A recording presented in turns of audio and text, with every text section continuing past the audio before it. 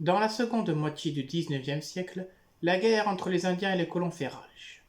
Pour maîtriser les peaux rouges, l'armée des États-Unis construit de nombreux forts sur tout le continent.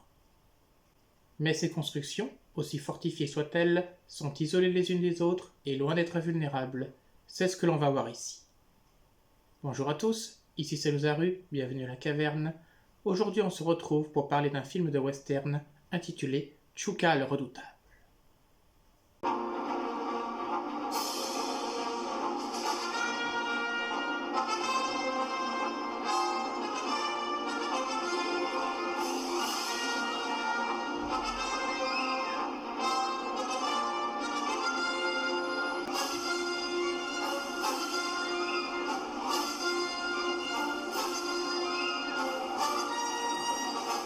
Nous sommes en 1876.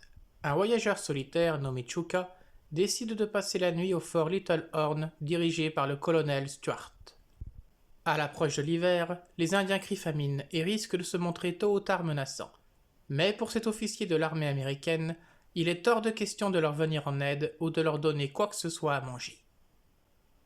Au départ, Chuka n'a pas l'intention de s'éterniser dans le coin et de participer à cette guerre qui après tout ne le concerne pas puisque c'est un civil.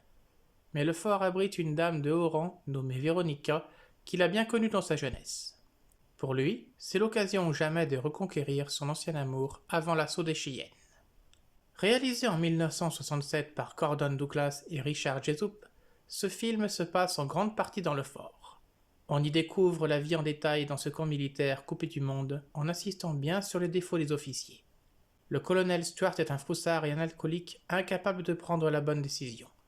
Son commandant Carroll est encore pire puisqu'il passe son temps à violer une prisonnière indienne.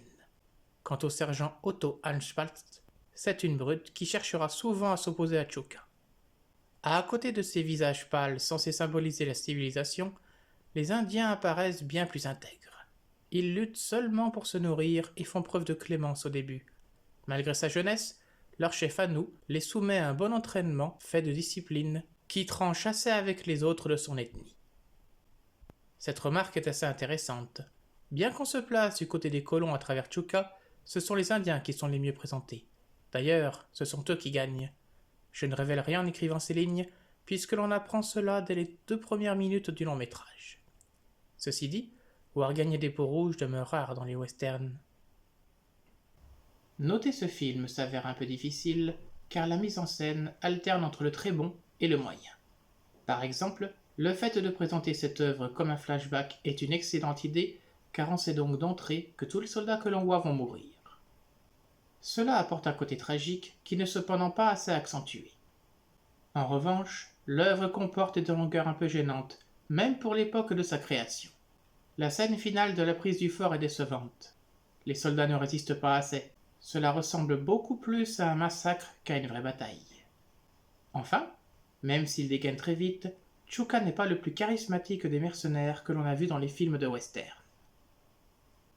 Chuka le Redoutable est au final un film sympathique. Il ne magnifie pas assez son héros et n'a pas l'intention de se hisser parmi les chefs-d'œuvre. Mais c'est un bon divertissement, pour peu qu'on apprécie les westerns et les tuniques bleues de l'armée américaine. Voilà pourquoi je lui attribue la note de 6,5 sur 10. C'était Lozaru, merci d'avoir regardé cette vidéo, je vous dis à la prochaine dans la caverne pour une nouvelle chronique.